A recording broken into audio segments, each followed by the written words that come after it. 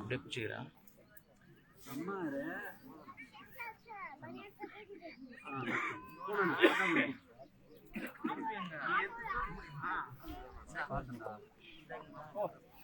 அஸ்ஸலாமு அலைக்கும் வரஹ்மத்துல்லாஹி வபரகாத்துஹு. அல்ஹம்துலில்லாஹ் நஹ்மதுஹு வ நஸ்தைனுஹு வ நஸ்தக்ஃபிருஹு வ நஊது பில்லாஹி மின் ஷுரூரி அன்ஃபுஸினா வ மின் ஸய்யிஆத்தி அமாலினா. மை யஹ்திஹில்லாஹு ஃபலா முலில்ல லஹு வ மை யுலில்ஹு ஃபலா ஹாதிய லஹு. வ நஷ்ஹது அல்லா இலாஹ இல்லல்லாஹு வஹ்தஹு லா ஷரீக லஹு வ அஷ்ஹது அன்ன முஹம்மதன் அப்துஹு வ ரசூலுஹு. அம்மா பஅத். அகிலங்களை எல்லாம் படைத்து பராமரிக்க கூடியவனும் கண்ணியத்தின் அதிபதியும் புகழ் அனைத்திற்கும் சொந்தக்காரனாக இருக்கக்கூடிய எல்லாம் வல்ல அல்லாஹுவின் நல்லடியார்களே, அல்லாஹுடைய மார்க்க கடமைகளை நிறைவேற்றி இறைவனுடைய அன்பையும் அருளையும் பெற வேண்டும் என்ற நோக்கத்தோடு இந்த ஹஜ்ஜி பெருநாளுடைய தொழுகையிலே கலந்து கொண்டு அதனுடைய உரையை நாம் கேட்டுக் கொண்டிருக்கிறோம். அல்லாஹு ரப்புல் ஆலமீன் இந்த உலகத்தில் மனித சமுதாயத்திற்கு ஏராளமான சோதனைகளை வைத்திருக்கிறான். இந்த உலகத்துல பார்த்தீங்கன்னு சொன்னா மனிதர்கள் சோதனைக்கு உட்படுத்தாத மனிதர்களே கிடையாது. எல்லா மனிதர்களுக்கும் இறைவன் சோதனையை வைத்திருக்கிறான். இந்த சோதனை பல விதங்கள்ல படும். சில உயிரை எடுத்து இறைவன் சோதிப்பான், சில நேரங்களில் உயிரை கொடுத்து சோதிப்பான், வறுமையை ஏற்படுத்தி இறைவன் சோதிப்பான், செல்வத்தை கொடுத்து சோதிப்பான், பிள்ளை செல்வங்களை கொடுத்து சோதிப்பான், பிள்ளை செல்வங்களை எடுத்து சோதிப்பான், நோயை கொடுத்து சோதிப்பான், நோயை இல்லாமல் ஆரோக்கியமான நிலையை கொடுத்தும் அல்லாஹ் சோதிப்பான். இப்படி உலகத்துல எல்லா விதமே சோதனை தான். அல்லாஹ் அப்படிதான் சொல்லுவான், வல நபுலு வண்ணக்கும், உங்களை நாம் சோதித்து பார்ப்போம் அப்படின்னு அல்லாஹ் சொல்லுகிறான். ஓரளவு அச்சத்தாலும் பசியாலும் செல்வங்கள் உயிர்கள் மற்றும் பலன்களை சேதப்படுத்தியும் உங்களை நாம் சோதித்து பார்ப்போம். ஒபஸிரு சாபிரீன், பொறுமையாளர்களுக்கு நபியே நீங்கள் நற்செய்தி கூறுங்கள் என்று அல்லாஹ் ரப்பல் ஆலமீன். இந்த பொறுமை என்ற ஒரு கிரீடம் ரொம்ப உயர்ந்த இடமாக இறைவனிடத்தில் இருக்கிறது என்று சொல்லக்கூடிய விஷயத்தை நம்ம பார்க்கிறோம். இப்போ இந்த உலகத்துல அல்லாஹ் ரப்பல் ஆலமீன் ஏராளமான இறை தூதர்களை நமக்கு தந்திருக்கிறாங்க. நிறைய இறை தூதர்கள் வந்திருக்கிறாங்க. அதுலதான் இப்ராஹிம் அலைஹிஸ்ஸலாம் என்ற இறை தூதர். இப்ராஹிம் அலைஹிஸ்ஸலாம் அவர்களுக்கு நிறைய புகழ் இருக்கிறது. நிறைய புகழ்னா இறைவன் அவர்களை உயர்ந்த நிலைக்கு உயர்த்தி இருக்கிறார். அவர்களுடைய செயல்பாடுகள், அவர்களுடைய குடும்பத்தாருடைய செயல்பாடுகள் தான் ஹஜ்ஜியில இன்றைக்கு கிரிகைகளாக ஏற்படுத்தப்பட்டிருக்கிறது. அதே மாதிரி ரசூலுல்லாஹ் சொல்லும் போது, ஸலவாத் சொல்லும் போது கூட இப்ராஹிம் அலைஹிஸ்ஸலாம் அவர்களுக்கு அல்லாஹ் அருள் புரிந்த மாதிரி எங்களுடைய நபிக்கும் நீ அருள் புரிவாயாக என்று ஸலவாத் கூட நம்ம என்ன செய்யறோம் கேட்கும் போது ரசூலுல்லாஹ் நமக்கு சொல்லி இருக்கிறார்கள். அல்லாஹும்ம ஸல்லி அலா முஹம்மதின் வ அலா ஆலி முஹம்மதின் சொல்லி நம்ம துஆ செய்யறோமே. இது மாதிரியாக இப்ராஹிம் அலைஹிஸ்ஸலாம் அவர்களுடைய அந்த செயல்பாடுகள், அவங்களுடைய குடும்பத்தார் செய்த செயல்பாடுகள், தியாகங்கள், இதையெல்லாம் அடிப்படையாக வைத்துதான் இஸ்லாத்தினுடைய ஒரு பெரிய ஒரு 5 கடமைகளில் ஒரு கடமையான ஹஜ்ஜினுடைய கடமையே இந்த இப்ராஹிம் அலைஹிஸ்ஸலாம் அவர்களுடைய வாழ்வின் அடிப்படையாக அமைந்திருப்பதை நம்ம பார்க்க முடிகிறது. இப்போ ஒரு மனிதன் தன்னுடைய வாழ்வில ஏராளமான சோதனைகளை அடைகிறார் இல்லையா? நிறைய சோதனைகளை மனித சமுதாயம் அடைகிறது. இல்ல எனக்கு சோதனையே இல்ல அப்படின்னு ஒருத்தர் கூட கையை தூக்க முடியாது. உலகத்துல கையை தூக்க சொல்லி எனக்கு சோதனையே இல்லப்பா அப்படின்னு சொன்னா காசுல வேணா சோதனை இல்லாம இல்லாம், ஆனா வேற ஒண்ணுல சோதனை இருக்கும் இல்லையா? ஒவ்வொன்றிலையும் ஒரு சோதனை வந்துகிட்டே இருக்கும். அதாவது இந்த உலகத்தை பொறுத்த வரைக்கும் மாறி மாறி மாறி மாறி சோதனைக்கு உட்படுத்தாத மனிதர்களே கிடையாது. ஹுலிக்கல் இன்சானு லைஃபா, மனிதன் பலகீனமான நிலையில் தான் படைக்கப்பட்டிருக்கிறான். குர்ஆன் சொல்லக்கூடிய ஒரு விஷயம். அப்ப பலகீனத்திற்கு அப்பாற்பட்ட நிலையில மனிதன் கிடையவே கிடையாது. அப்ப சோதனை இல்லாமல் மனிதன் என்ன செய்ய முடியாது, இந்த உலகத்துல வாழவே முடியாது. குர்ஆன் சொல்லுகிறது, சோதனை இல்லாமல் சொர்க்கம் இல்லை. சொர்க்கத்துக்கு செல்ல வேண்டும் என்று சொன்னால், மறுமையை வெற்றி பெற வேண்டும் என்று சொன்னால், இறைவனுடைய அன்பை பெற வேண்டும் என்று சொன்னால் உங்களுக்கு சோதனை வரும் அப்படின்னு குர்ஆன் சொல்லுகிறது. சோதனை இல்லாத ஒரு தன்மை இந்த உலகத்துல ஒரு மனிதனுக்கும் கிடையாது. ஒரு இறை நம்பிக்கையாளர் அதை எப்படி எடுத்துக்கொள்ள வேண்டும், அதுதான் இங்க மேட்ரு. எல்லாத்துக்கும் திருடனுக்கும் சோதனை இருக்கிறது இல்லையா? கொள்ளக்காரனுக்கும் சோதனை இருக்கிறது, கொள்ளக்காரனுக்கும் சோதனை இருக்கிறது இல்லையா? சோதனை இல்லாம உலகத்துல எந்த மனிதனும் கிடையாது. எல்லா அரசியல்வாதி அவன் இவன் எல்லா உலகத்துல உள்ள தோழன் துருத்தி எல்லா பயிர்களுக்கும் சோதனை இருக்கிறது. நல்லவனுக்கு இருக்கிறது, கெட்டவனுக்கு இருக்கிறது இல்லையா? ஒரு நல்லவர்கள் ஒரு சோதனை ஏற்பட்டால் அந்த சோதனையை எப்படி எடுத்துக்கிடணும், அதுதான் இஸ்லாம் நமக்கு படுத்து நடத்தக்கூடிய பாடம். இப்ராஹிம் அலைஹிஸ்ஸலாம் அவர்கள் அவர் நல்ல மனிதராக, ஒரு தூய்மையான மனிதராக, இறைவனுக்கு கட்டுப்பட்ட மனிதராக, இறைவன்பால் நேசம் கொண்ட மனிதராக, பாசம் கொண்ட மனிதராக இப்ராஹிம் இருந்தார் என்று குர்ஆன் சொல்லுகிறது. அல்லாஹ் சொல்லுகிறார், இத்தகதல்லாக இப்ராஹிம ஹலீலா, இப்ராஹிமை நாம் உற்ற தோழனாக நாம் தேர்வு செய்து கொண்டோம். ஏன் தெரியுமா? அஸ்லிம் கட்டுப்பாடு என்று சொன்னால் கால அஸ்லம் ரப்பில் ஆலமீன், அகிலத்தின் இறைவனுக்கு நான் கட்டுப்பட்டேன் என்பதுதான் இப்ராஹிமுடைய சொல்லாக, வாழ்க்கையினுடைய நெறியாக இருந்தது என்று குர்ஆன் பேசுகிறது. அப்ப அல்லாஹ் சொல்லுகிறான், இப்ராஹிம் அலைஹிஸ்ஸலாம் அவர்களுக்கு ஏற்பட்ட சோதனை மாதிரி உலகத்துல யாருக்குமே கிடையாது. அதுதான் அல்லாஹ் சொல்றான், மிகப்பெரிய சோதனை பிள்ளையா இருக்கணும்னு. சாதாரண விஷயம் கிடையாது. தள்ளாத வயசுல ஒருத்தருக்கு குழந்தைய கொடுத்து பிள்ளைய அருன்னு சொன்னா எவ்வளவு பெரிய விஷயம். நம்ம ஒரு சாதாரண ஒரு பொருளை கொடுத்துட்டு அதை திரும்ப வாங்குறது பெரிய விஷயம், அப்படிதானே? ஒரு பைக்கு கொடுத்துட்டு தகப்பனார் தான் வாங்கி கொடுத்துருப்பாரு, இல்ல வீட்டுக்கு கஷ்டமா இருக்கு விக்கணும் அப்படின்னு சொன்னா கொடுக்க மாட்டா. அது ஏன் பொருள்? ஒரு பைக்கு, ஒரு லேப்டாப், ஒரு செல்போனை கூட கொடுத்தா திரும்ப அடைஞ்ச முடியாது. வாங்குறது கெஜக்கரனை வச்சு நின்று என்ன செய்யணும், கடுமையான நிலையில தான் இருக்கும். இதுதான் யதார்த்தமான நிலை. உலகத்துல ஒரு சின்ன இன்பங்களும் சின்ன காரியங்களையே மனித சமுதாயம் பெறுவதற்கு பெரிய கஷ்டமாக இருக்கிறது. ஆனால் மனிதனுக்கு ரொம்ப ரொம்ப மதிப்பு மிக்கதாக இருப்பது என்னன்னு சொன்னா குழந்தை செல்வம் தான் இல்லையா? குழந்தை செல்வம் என்பது கிடைக்காம இருந்தா அது ஒரு பெரிய கஷ்டம். இப்ராஹிம் அலைஹிஸ்ஸலாத்துக்கு அப்படி இருந்தது. தள்ளாத வயசு வரைக்கும் அவர்களுக்கு குழந்தை கிடையாது. அவங்க மனைவி, அவங்க மாணவர் சொல்கிறார்கள், உங்களுக்கு ஒரு நற்செய்தி சொல்ல வந்திருக்கிறோம், ஒரு இஸ்மாயில் என்ற அந்த பிள்ளைய பத்திய நற்செய்தி சொல்ல வந்திருக்கிறாங்க. அப்ப இப்ராஹிம் அலைஹிஸ்ஸலாத்துடைய மனைவி அவர்கள் என்ன பண்ணாங்கன்னா கண்ணுல போட்டுக்கிட்டாங்க, எனக்கு குழந்தையா? ஏன்? அப்ப அந்த தள்ளாத வயசு அடைஞ்சிட்டாங்க, எனக்கு குழந்தையா? இந்த வயசுல எனக்கு குழந்தை கிடைக்குமா அப்படின்னும் போது அது அல்லாஹ்வுடைய கட்டளை, அப்படிதான் நிறைவேறும். அந்த தள்ளாத வயசுல குழந்தை கிடைச்சு அது வாலிப பருவத்தை அடையக்கூடிய நேரத்துல, பருவ வயதை அடையக்கூடிய நேரத்துல அறுத்து பலியிடுன்னு சொன்னா யாராச்சும் செய்வோமா? யாராச்சும் முன்னுருவோமா? சாதாரண விஷயத்தையே கொடுக்கறதுக்கு மனுஷனுக்கு மனசு வராத. யோசிச்சு பாருங்க, அற்பத்திலும் அற்பமான ஒண்ணுமே இல்லைன்னு சொல்லுவோம், இதுல ஒண்ணுமே இல்லைங்க, இதெல்லாம் ஒரு மேட்டரா அப்படின்னு சொல்லக்கூடிய ஒரு பிஸ்கட் அளவுக்கு உண்டான, ஒரு டீ அளவுக்கு உண்டான ஒரு சின்ன விஷயத்தை கூட மனிதன் தியாகம் பண்ணுவதற்கு தகுதியற்ற நிலையில் மனிதன் இருக்கும்போது, உயிரையே தியாகம் செய்யக்கூடிய அளவுக்கு, மகனையே தியாகம் செய்யக்கூடிய அளவுக்கு ஒரு துணிச்சலான ஒரு மனிதனாக இப்ராஹிம் அலைஹிஸ்ஸலாம் அவர்கள் இருந்தார்கள். தன்னுடைய உயிரையே நெருப்பு குண்டத்தில் தூக்கி போடும் போது அல்லாஹ் எனக்கு போதுமானவன், அல்லாஹ்வுடைய அருள் எனக்கு போதுமானதாக இருக்கிறது என்று சொல்லி இப்ராஹிம் அலைஹிஸ்ஸலாம் தன்னுடைய உயிரையே அல்லாஹ்வுடைய பாதையில செலவழிப்பதற்கு தயாரானார்கள். தன்னுடைய குடும்பத்தாரையே இழப்பதற்கு தயாரானார்கள். எல்லாத்தையும் தந்தை இழக்கிறதுக்கு தயாரானார்கள். தந்தை அடிச்சு கொன்னுருவேன்னாரு, பரவாயில்ல நான் அல்லா இடத்துல உங்களுக்கு வேண்டி கேட்பேன் அப்படின்னு சொல்லக்கூடிய ஒரு நிலையெல்லாம் பாருங்க. தந்தையை எதிர்த்தார்கள், குடும்பத்தாரை, நண்பர்களை, ஊரை, உறவுகளை, எல்லாத்தையும். ஒரு மனிதன் உலகத்துல எதிரெல்லாம் பலகீனம் அடைவானோ, எந்த விஷயத்திலெல்லாம் பலகீனமாக கருதப்படுவார்களோ அனைத்து விஷயங்களையும் அல்லாஹ்வுக்காக தூக்கி எறிந்த மனிதர் தான் இப்ராஹிம் அலைஹிஸ்ஸலாம்.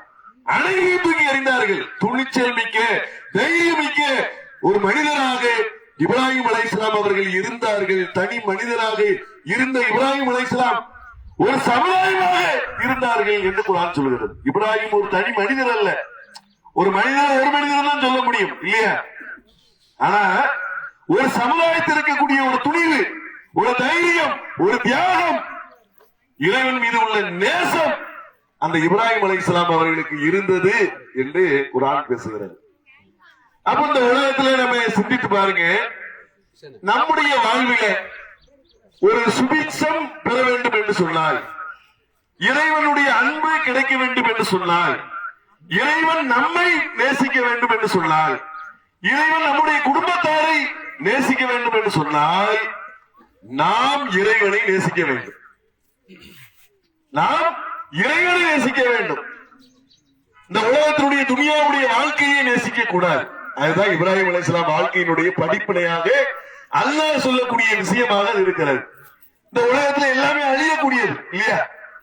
இந்த உலகத்துல ஏதாவது நிரந்தரமா இருக்கிறதா? யோசிச்சு பாருங்க. ஏதாவது இல்ல, என் வீடு நிரந்தரமா இருக்கும் சொல்ல முடியுமா? என் காசு நிரந்தரமாக இருக்கும் சொல்ல முடியுமா?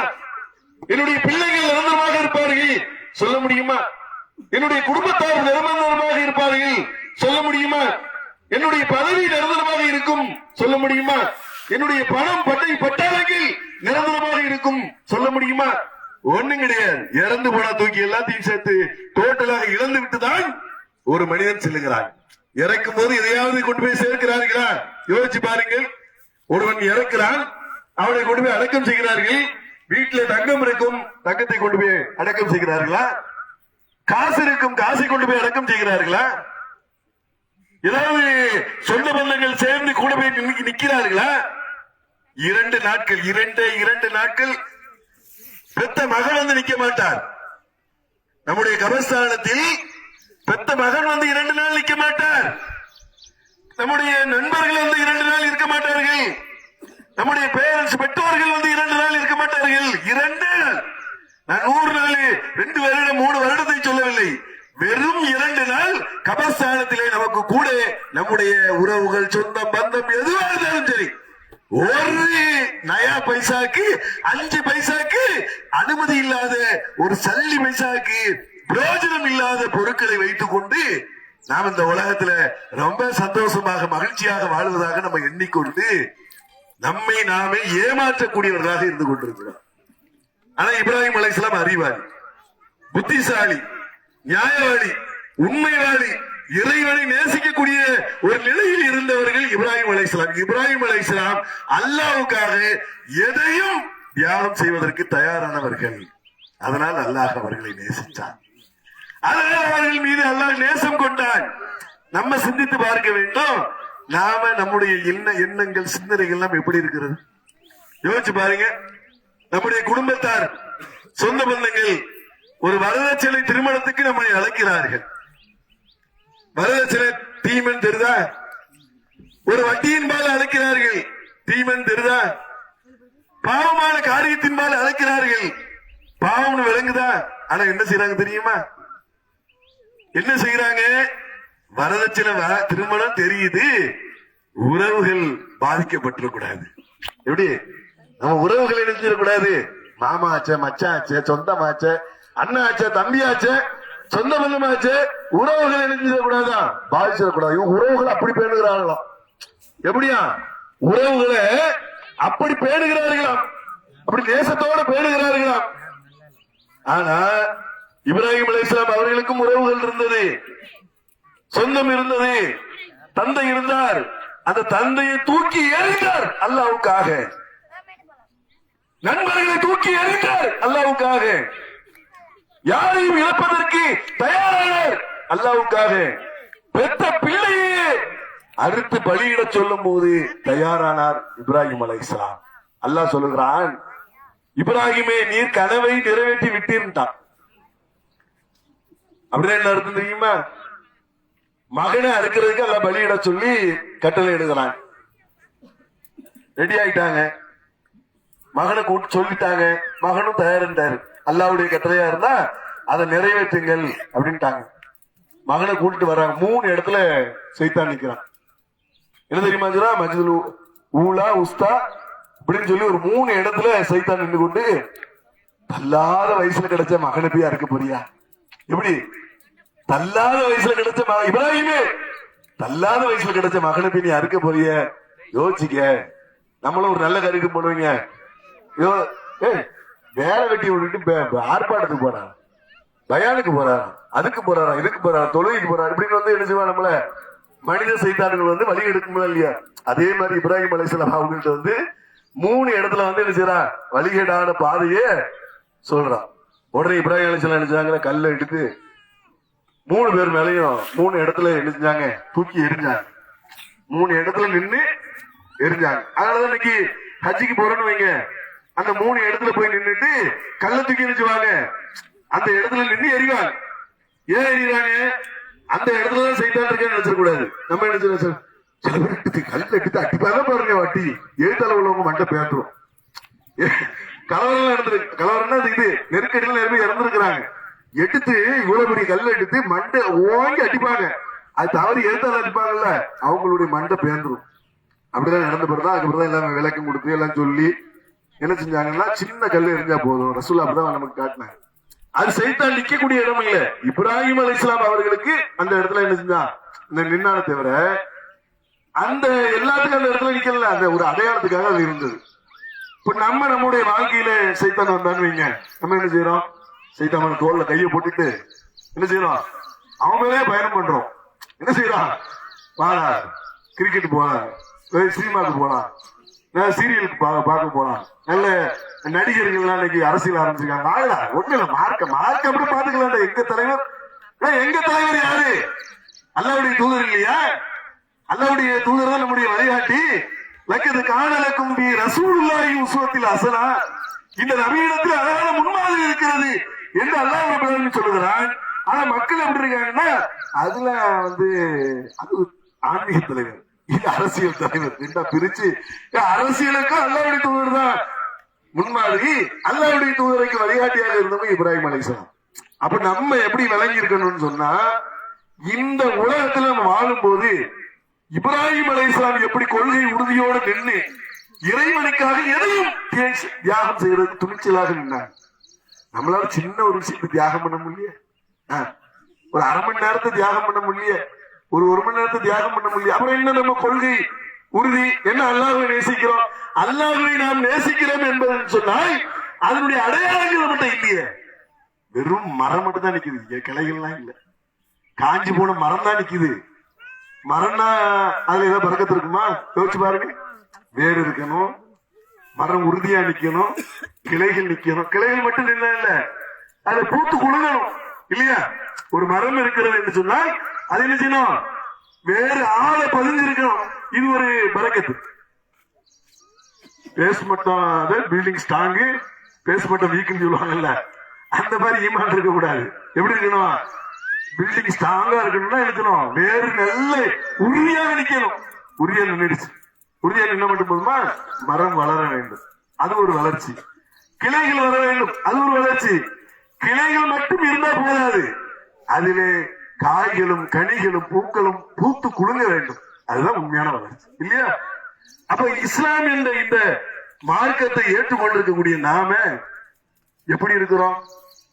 எப்படி நம்முடைய ஈமான் இருக்கிறது அப்படின்னா, இன்னைக்கு இன்ஸ்டாகிராம்ல நம்முடைய ஈமான் ஆட்டம் காணி, ஆட்டம் காணி இல்லையா? பேஸ்புக்ல ஒரு நாளைக்கு என்ன, ஒரு நாளைக்கு அதுக்கு அரை மணி நேரம் படிக்க சொன்னா படிக்க மாட்டோம்.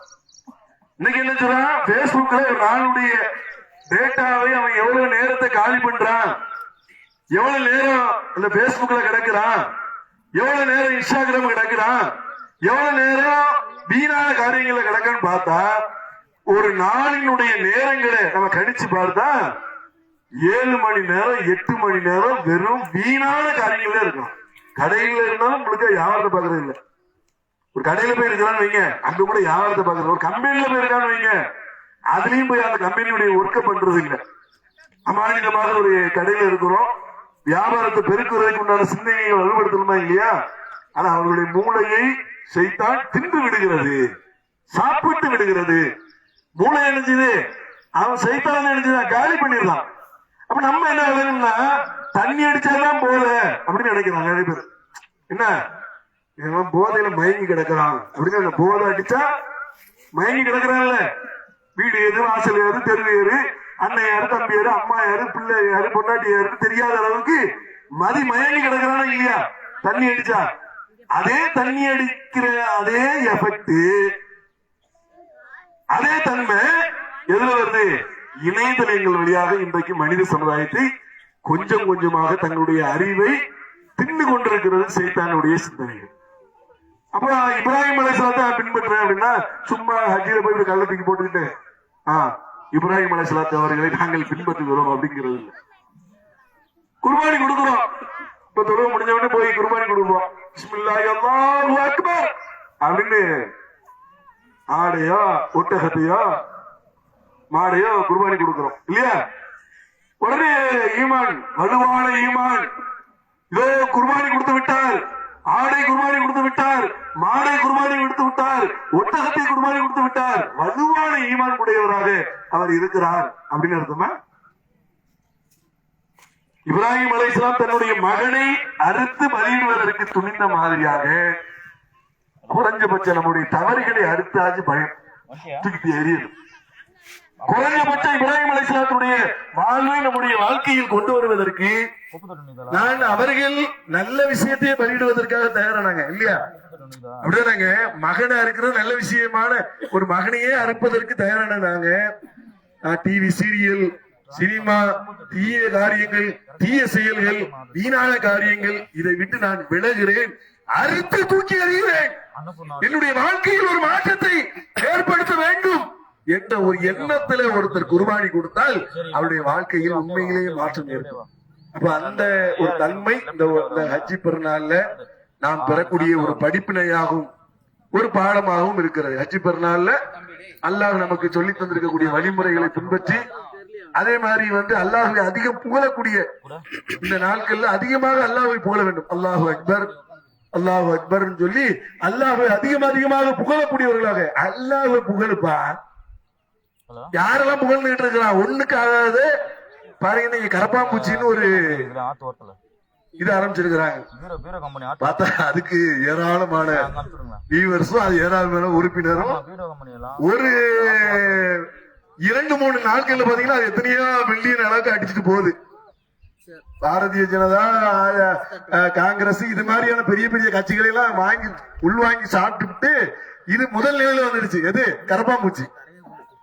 லைக் பண்றான். ஒரு நிமிஷத்துல மனுஷனுடைய வாழ்க்கையில அந்த சிந்தனைகள் மாறுது. ஒரு கரப்பாம்பூச்சிக்கு லைக் பண்ணி போறவன் ஒரு குரானின் பால் பாக்குறானா? ஒரு இறைத்துறையுடைய வாழ்க்கையை பாக்குறானா? ரசூலுல்லாஹ்வுடைய வாழ்க்கையை பாக்குறானா? ஹதீஸை படிக்கிறானா? அதன் மேல லைக் பண்றானா? அதை விருப்பம் கொள்றானா? அப்ப அதுதான் மாற்றத்தை ஏற்படுத்தக்கூடிய ஒரு விஷயம். அதை நம்முடைய வாழ்க்கையில கொண்டு வந்து நிறைய சாதனைகளை புறக்கூடிய எல்லா காலத்துக்கும் உலக அழிவு வரைக்கும் இஸ்லாம் மார்க்கம் உயிருடன் இருக்கக்கூடிய ஒரு மார்க்கம். அதை பின்பற்றக்கூடியவர்களாக இருக்க வேண்டும் என்று கூறி முடித்துக் கொள்கிறேன். அஸ்ஸலாமு அலைக்கும் வரஹ்மத்துல்லாஹி வபரகாத்துஹு. துவா ஓதிக்காங்க, உட்கார்ந்து பொறுமையா துவா ஓதிட்டு அல்லாஹ்வை புகழ்ந்துட்டு அதுக்கு மாதிரி கலைமாறு கட்டுங்க. போன் பண்ணிக்கிறேன் வரதுடா சீக்கிரமா.